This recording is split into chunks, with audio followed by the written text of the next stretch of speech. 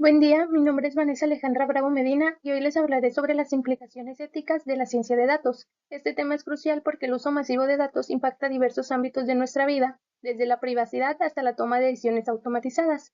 A lo largo de esta presentación exploraremos qué es la ciencia de datos, sus aplicaciones y sobre todo los desafíos éticos que enfrentamos en su implementación. Por ello, para entender mejor este tema, debemos recordar que la ciencia de datos es una disciplina que combina herramientas estadísticas, programación e inteligencia artificial, lo cual se utiliza para analizar grandes cantidades de información, y su objetivo es encontrar patrones, hacer predicciones y extraer conocimientos que puedan ser útiles en la toma de decisiones. Gracias a esta capacidad de procesamiento y análisis, se pueden resolver problemas en diversos campos desde la salud hasta la agricultura y los negocios. Ahora les presentaré el contenido de esta presentación, comenzando explorando los tipos de datos y los distintos formatos en los que se pueden presentar. Luego analizaremos el flujo de trabajo en ciencia de datos y las etapas clave dentro de este proceso. Más adelante veremos los principales métodos de recopilación de datos y las formas en las que se pueden almacenar. Finalmente, abordaremos las consideraciones éticas, lo cual es un aspecto fundamental para garantizar el uso responsable de la información. En la ciencia de datos, los tipos de datos son las distintas categorías en las que se pueden clasificar los datos según su naturaleza y estructura.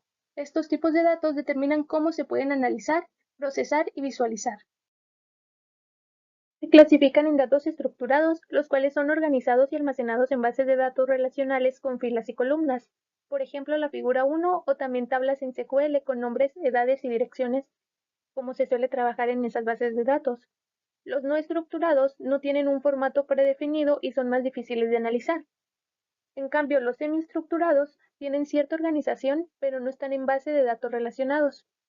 También se puede observar en la figura 2 un ejemplo de datos generados por una máquina.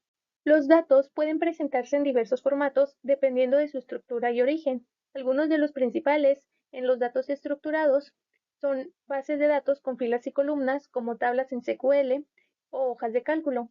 Los datos no estructurados, como se menciona, no tienen un formato predefinido, lo que los hace más difíciles de procesar directamente. Algunos ejemplos son documentos de texto, PDF, imágenes en formatos como JPG o PNG, archivos de audio como MP3 y videos en MP4.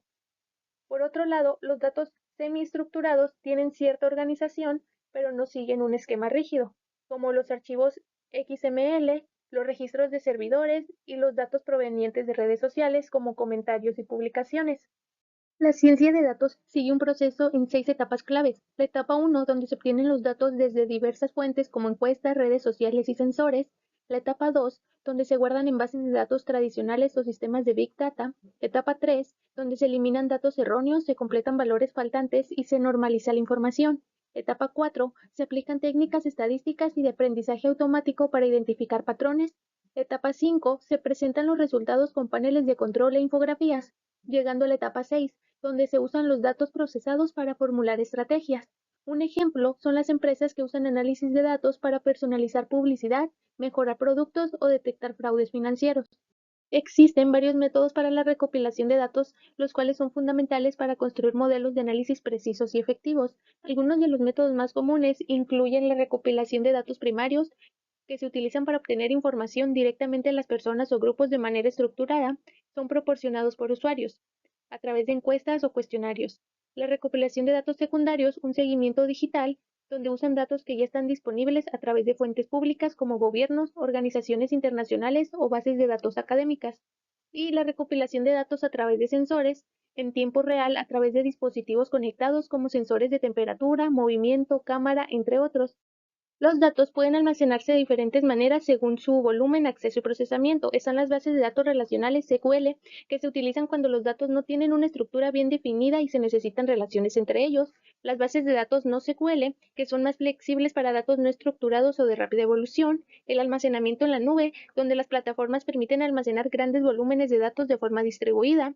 Las data lakes, que permiten almacenar datos en su formato original, estructurado o no estructurado, para procesamiento posterior. Los almacenes de datos optimizados para consultas y análisis de datos estructurados, y los sistemas de archivos distribuidos, que se usan para grandes volúmenes de datos en entornos de Big Data.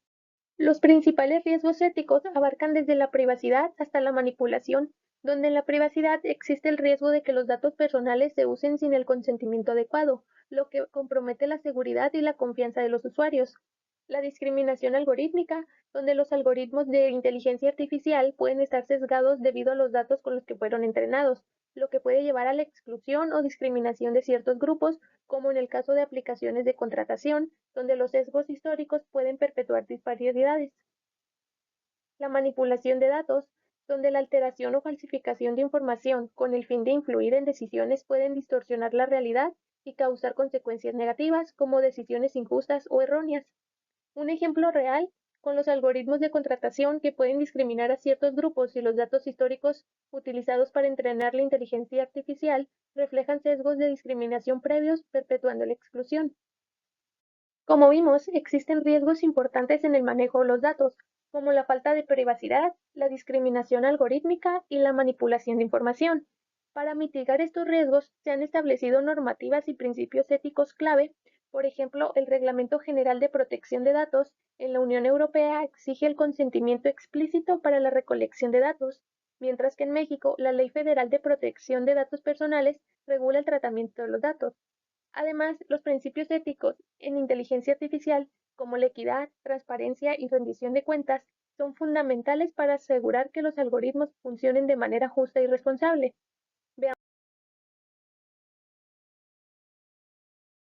La ciencia de datos impacta directamente en la sociedad, por lo que debe usarse con responsabilidad.